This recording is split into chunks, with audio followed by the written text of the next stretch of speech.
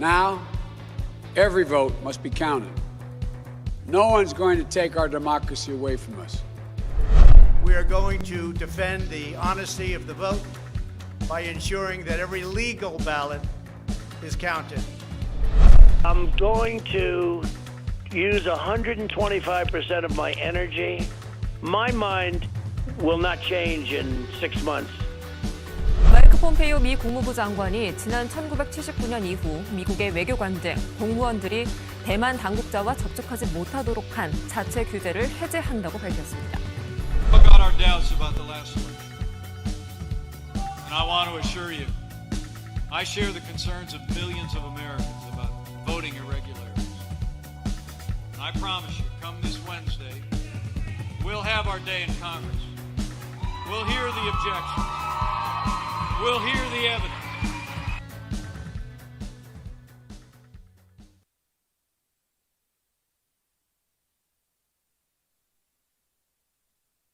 어, 5시, 1시간이나 늦었는데요. 제가 급하게 좀 번역을 해서 읽어드려야 되겠다 생각하는 그런 성명서가 있어서 1시간을 번역하는 데 사용했습니다. 여러분, 오늘 제목에 유대 기독교 전통과 결별하는 미국 이렇게 되어 있거든요. 그리고 트럼프 이전과 이후 이렇게 되어 있습니다. 제가 시작하기 전에 최근에 제 마음에 어떤 소회를 하나 말하고 싶은데, 저는 오늘도 출근해서 저희 스태프들에게 우리는 인기가 없기로 결정을 했지만 앞으로도 계속 인기가 없겠다 그런 얘기를 했거든요. 제가 정말 뭐 VON도 그렇고 저희 MPK도 그렇고 인기가 있었으면 좋겠어요. 막 사람들이 열광하고 귀에 쏙쏙 박히는 그런 얘기만 했으면 좋겠거든요. 그런데 위로받아야 될 때도 차갑게 만들고, 그리고 뭔가 귀에 쏙쏙 박히는 말을 해야 될 때도 굉장히 어려운 얘기를 하고 있고, 저는 그게 소임이 아닌가 생각을 합니다. 어저께 저희 집에 저희 세인트폴 학교 30대 세 사람의 건장한 청년들이 이제 볼 일이 있어서 잠깐 들렀는데, 제가 그 친구들하고 저녁을 먹으면서 좀 인상적인 느낌을 받았어요. 왜냐하면 셋 다 모두 실향민의 손자라고 하더라고요. 한 사람은 흥남이고, 한 사람은 항해도 옹진, 한 사람은 항해도 항주, 이렇게 실향민의 그 후손이라고 하더라고요. 그래서 저는 좀 그 얘기를 굉장히 기뻤어요. 왜냐면은 저희가 젊은 사람들이 많지가 않거든요. 근데 이렇게 그 실향민의 손주들이라는 얘기를 듣고, 어쩌면 그 가정에서부터 상당히 지금 북한 문제나 한국 문제를 좀 진지하게 바라볼 수 있는 그런 교육이 아주 어릴 때부터 좀 된 사람들이 우리와 함께 하는 게 아닌가 그런 생각이 들거든요. 말하자면 일희일비 한 가지 일에 기뻐하고 한 가지에 슬퍼하고, 그리고 금방금방 답을 내려고 하고, 뭔가 아주 음모론적인 얘기에 솔깃하고, 그런 사람들은 아마 저희가 너무 낯설 것 같아요. 그래서 제가 지금 다시 한번 말씀드리는데, 저희는 그 음모론적인 여러 가지 그런 그 프레임들을 의식적으로 좀 거부합니다. 왜냐하면 우리의 적이 너무 브로드하고 너무 넓고 너무 크고 너무 많으면 힘이 빠져서 일을 못할 것 같아요. 막 일루미나티가 적이고 프리메이슨이 적이고 딥스테이트가 적이고, 이건 일을 못해요. 저는 구체적으로 누가 사기 투표지를 옮겼는지, 또 누가 그것을 명령했는지, 이런 것을 좀 구체적으로 아는 세계에 있고 싶어 하거든요. 그리고 음모론은 사실도 많이 포함되어 있지만 어쨌든 검증이 어렵지 않습니까? 그런 얘기가 있거든요. 음모론과 음모론 아닌 것의 차이는 이것이 반증이 가능한가 검증이 가능한가 그 차이다.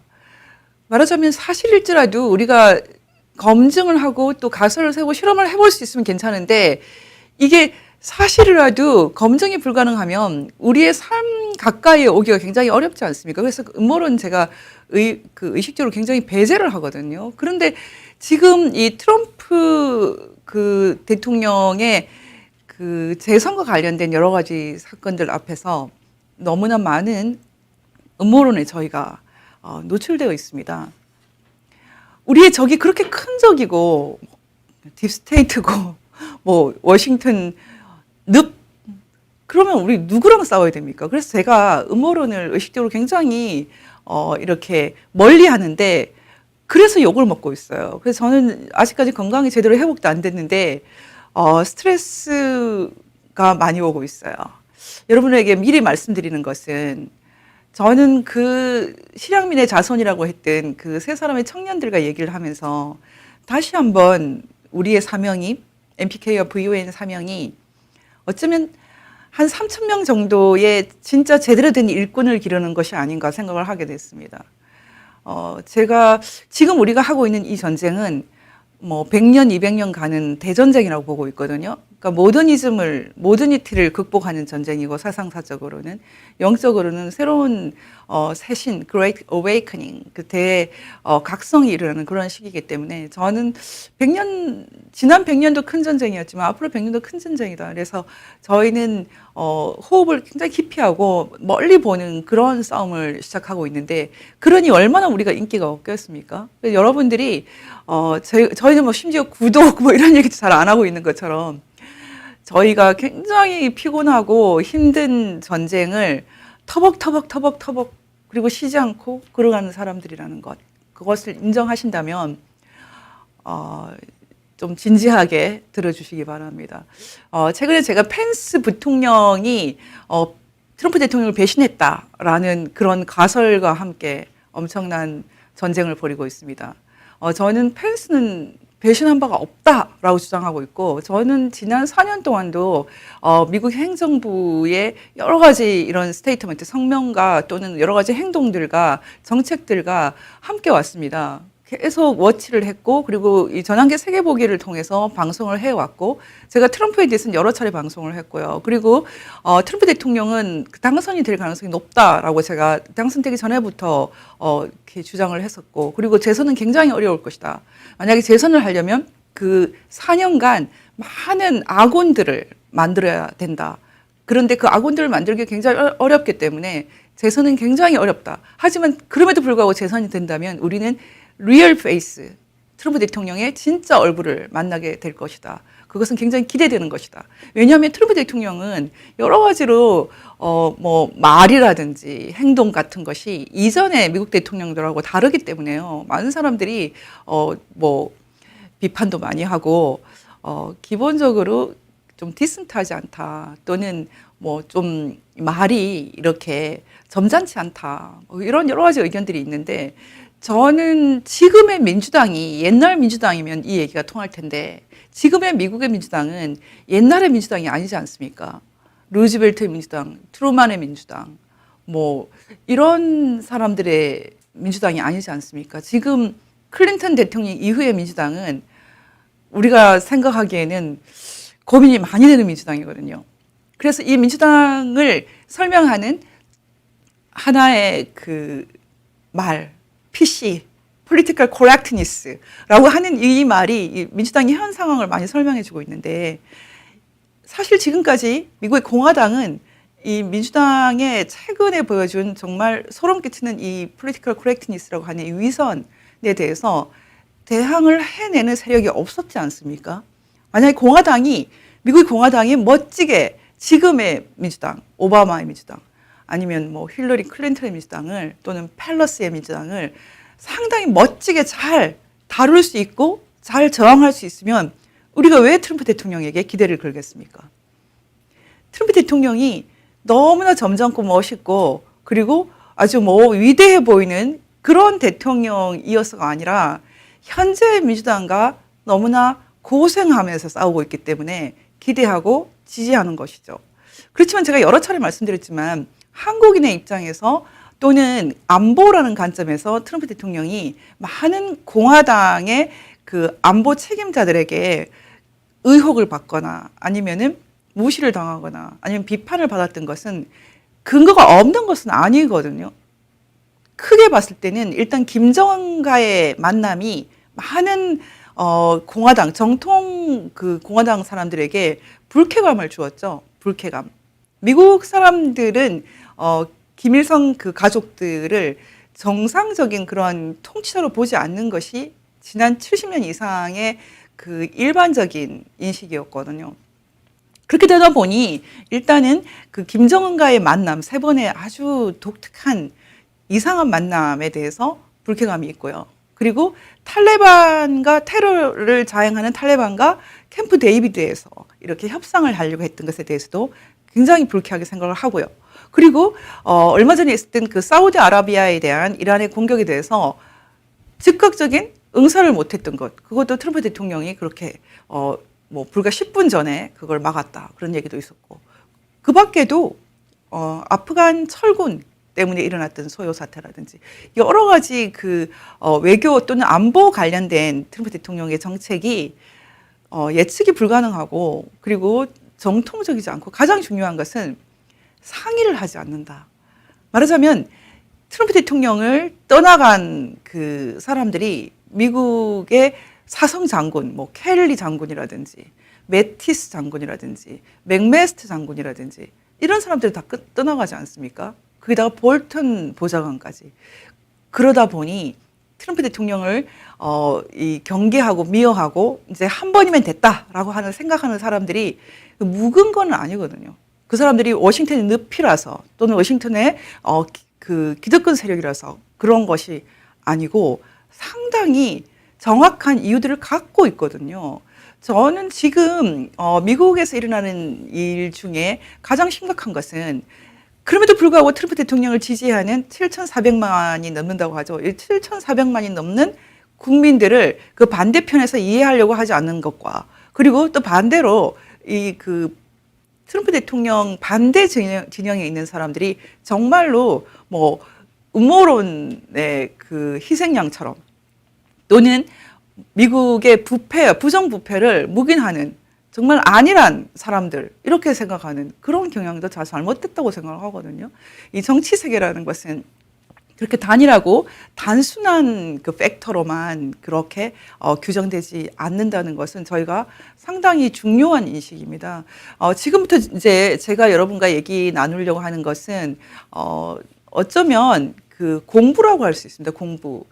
저는 그 미국 법을 그 JD 주리스 닥터와 LLM이라고 하는 그 전문 석사 과정을 그 4년 이상을 정규 과정을 밟았기 때문에 지금 한국에서 저와 같은 그 코스를 밟은 사람이 아주 드뭅니다.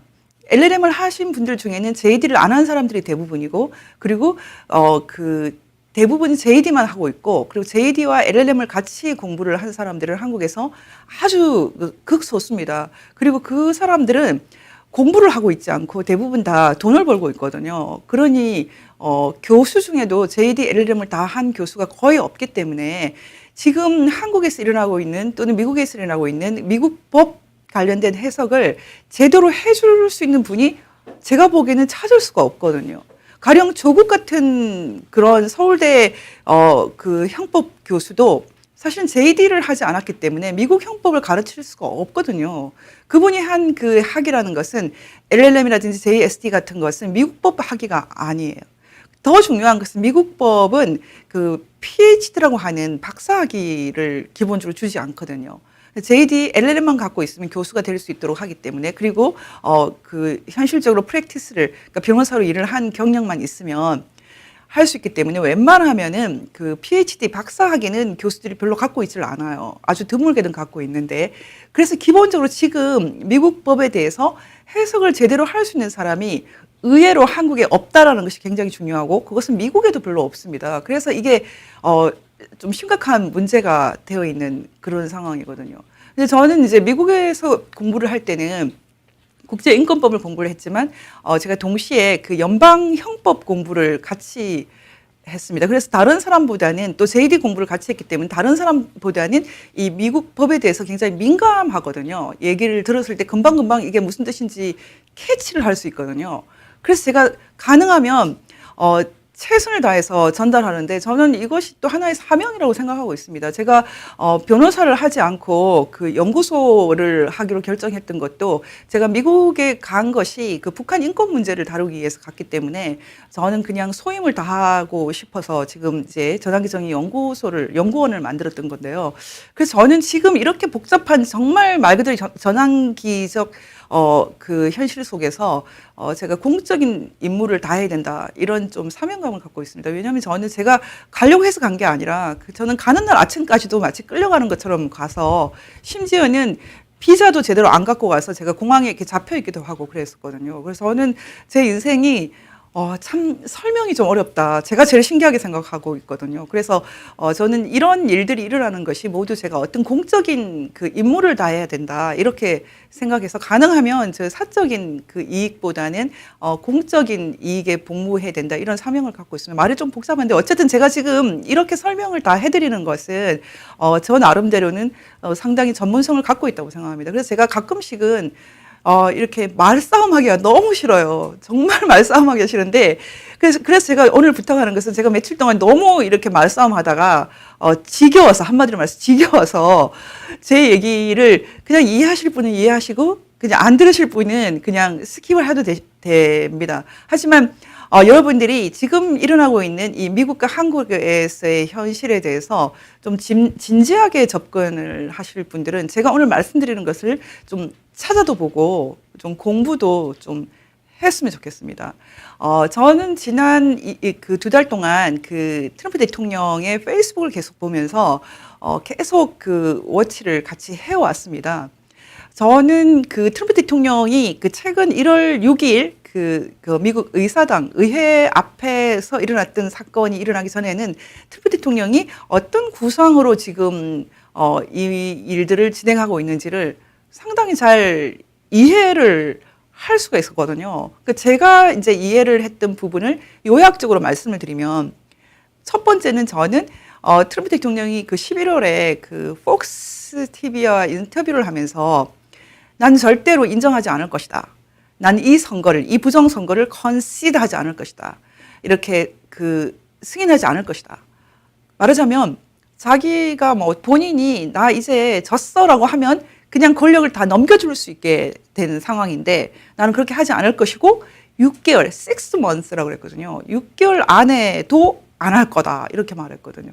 제가 그 얘기를 딱 캐치해서 트럼프 대통령이 지금 앞으로 6개월 계획에 들어갈 가능성이 높다. 저는 이렇게 봤어요. 6개월. 그리고 나중에 그 줄리아니와 제나 앨리스 그 변호사 팀들이 하는 그 소송을 봤을 때도 이게 지금 6개월짜리 프로젝트에 들어갔구나. 제가 그런 생각을 하게 됐거든요. 여러 가지 이유가 있는데 그 중에 하나가 제나 앨리스 변호사가 그런 말을 했었어요. 이게 형사법적으로 진행을 하면 미국에서 이 법적인 과정이라는 것은 시간이 많이 걸린다. 거기다가 배심 재판도 있기 때문에 이것은 기본적으로 시간이 많이 걸리는 일이다. 이런 얘기를 하는 것을 제가 한번 그 트위팅가에서 봤어요. 그래서 이분들이 기본적으로 이게 단기적으로 승부를 내기가 어려운 게임이라는 걸 인식을 하고 있다. 제가 그런 생각을 했거든요. 그리고 이 미국 부정선거는 지금 11월 3일 만의 문제가 아니라 그 이전부터 다 예견되어 왔고, 그리고 실제로 어떤 일을 당할지 트럼프 대통령이 선거 당일에도 다 계산을 하고 있었다는 것을 저희가 알 수가 있었어요. 그래서 지금 트럼프 대통령의 구상이 기본적으로 6개월짜리다. 저는 이렇게 봤습니다. 그래서 지난 그 2달 동안 있었던 여러 가지 그 법적인 소송 이런 것은 하나하나가 모두 의미가 있지만 그것이 이기기 위한 소송은 아니었다. 그렇게 봤습니다. 저는 이 소송들은 기본적으로 세를 모으기 위한 소송 이렇게 봤거든요. 말하자면 하원 의원들 또는 상원 의원들에게 최대한 설득을 할 수 있도록, 그리고 최대한 많은 그 증언자, 그 스원 에피데이빗이라는 것은 뭐 그건 복잡한 말이 아니고요. 증언자들이 내가 이 말 틀리면 나 벌 받아도 좋아라고 하는 그 사실 진술을 말하거든요. 그 자체는 증거가 아니에요. 근데 어쨌든 많은 사람들이 이렇게 이 목격담을 얘기할 수 있도록 해서 최대한 세를 모은다. 이런 생각을 하고 있어요. 그리고 트럼프 대통령에 대해서는 제가 몇 번에 걸쳐서 좀 천재가 아닌가 이런 얘기를 했는데, 저는 트럼프 대통령이 그 하는 그 행보 하나하나가 굉장히 계산이 되어 있다라는 것을 이해를 할 수가 있었거든요. 그래서 지금 만약에 이번에 1월 20일 안에 트럼프 대통령이 부정선거를 파헤치고 재선이 안 되면 그 다음 스텝까지도 모두 다 계산을 하고 있다. 미국은 제도 자체가 그 대통령이 중임이지 않습니까? 중임. 그 말하자면 대부분 다 연임으로 했기 때문에 사람들이 미국이 중임제라는 걸 잘 모르는데 한 번 하고 떨어져도 다시 한 번 더 나올 수 있게 되어 있거든요. 말하자면 8년을 할 수 있게 되어 있는데 그래서 만약에 트럼프 대통령이 부정선거로 이번에 낙선이 되면은 무조건 다음에도 기회가 있고 지금 민주당도 그렇게 생각하고 있습니다. 그래서 민주당 쪽에서는 바로 다시 나타날 수 있는 트럼프에 대한 일종의 호러, 공포를 느끼거든요. 상당히 많은 기간 동안 앞으로도 만약 트럼프 대통령이 재선되지 않으면 미국 그 정치판은 재선 가능성이 있는 트럼프를 경계하고 견제하는데 이게 정력을 쏟게 되는 그런 사태가 있을 것입니다.